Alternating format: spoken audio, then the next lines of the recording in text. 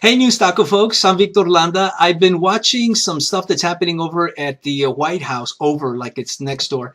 And I wanted to bring it to your attention because I think it's really interesting. This is 2 days after the big news, almost the biggest news that could come from the Obama administration, the killing of Osama bin Laden in Pakistan. 2 days after, and the president is now convening a group of Latinos in the Oval Office.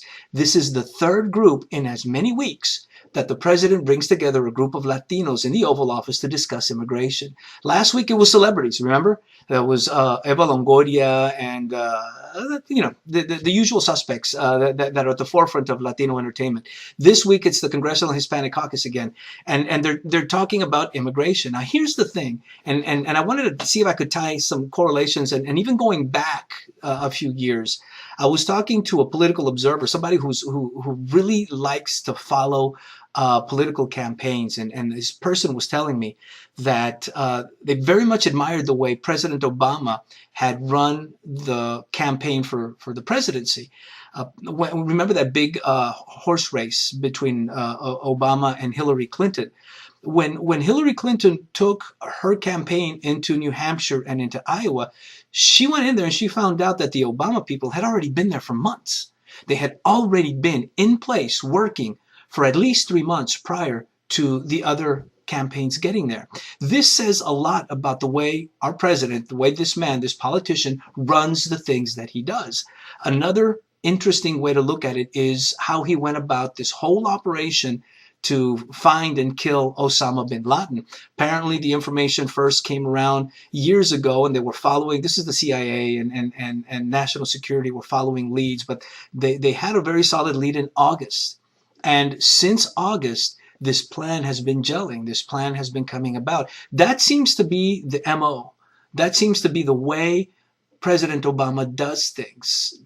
Plans for the long term, is very deliberate, very meticulous at the way he goes about doing things. So when I hear that this is the third time in as many weeks that the president has convened a group of Latinos to speak about immigration and how to bring the issue of immigration into the forefront, it makes me think that this isn't a fluke. He's been thinking about this for a while. Obama's mistake was to pledge in his campaign that he was going to reform immigration, or try to do immigration reform, comprehensive immigration reform, in the first year of his presidency. That was a miscalculation.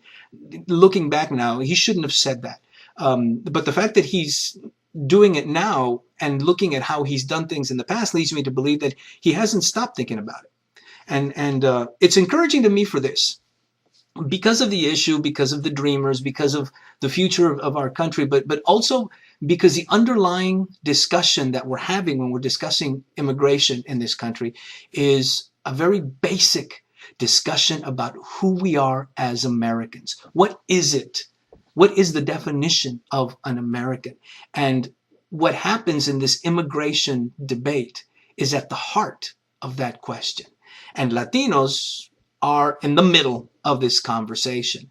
We're in a place, Latinos are in a place where not that we get to decide what it is to be an American, but we get to have a very strong influence as to what it is to become American, because that idea of being an American is this evolving thing that's been happening for centuries now, for more than 200 years. What it was to be an American back in 1776 is not the same thing that it is to be an American today, even though the same core principles, the same core values of freedom, right?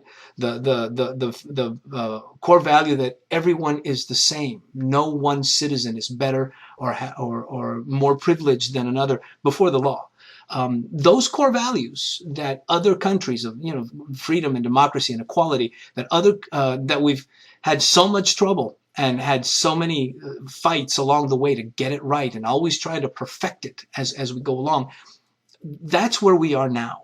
And this immigration discussion is at the core of the issue of what it is to be an American. So it's heartening to me to see that the president is bringing together for the third time in as many weeks, in 3 weeks, a group of Latinos to discuss immigration moving forward. And if you put that together with the way the president seems to go about doing the things that he does, then it makes kind of sense.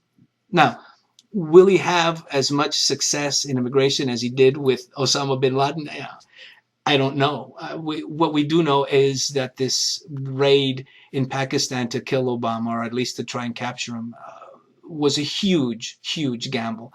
So to say that it was a gutsy call, at the very least, is to say a lot. It was a very gutsy thing that he did a couple of days ago. Um, hopefully he will have that same kind of gutsy instinct to bring that conversation forward and force us all to think about what it is to be American and to establish it. This is who we are right now. You know, who knows what we're going to be in 10 years, but this is the conversation we're having now, and it's interesting to see it develop in the way that it is. And we'll keep you up to date as these things unfold. So yeah, another group of Latinos in the White House today. Que pasen buenos días.